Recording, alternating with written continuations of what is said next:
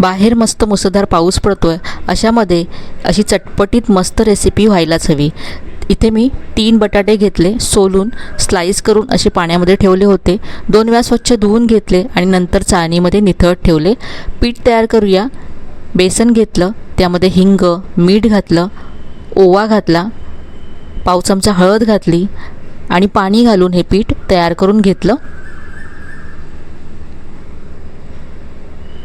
स्टफिंगसाठी एक चटपटीत अशी चटणी तयार करूया। तर इथे मी जाडी शेव घेतली आहे, यामध्ये भरपूर लसूण घातली, आलं घातलं, यानंतर 1 चमचा धने घातले, जिरं घातलं आहे, सफेद तीळ घातले 1 चमचा,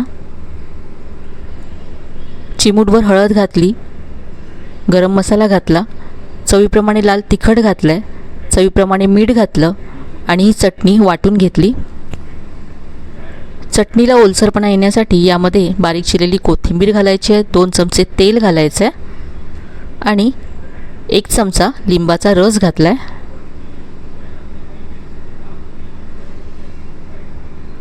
2 बटाट्याच्या स्लाइसमध्ये ही चटणी भरून घेतली। तयार पिठामध्ये घोळून हे पकोडे फ्राय करून घेतले। बटाट्याची भजी तर तुम्ही नेहमीच बनवत असाल, बटाट्याचे असे स्टफ पकोडे एकदा नक्की बनवून पहा। याबरोबरच मी दह्याची चटणीसुद्धा बनवली आहे, जी ह्या पकोड्यांबरोबर खूप छान लागते।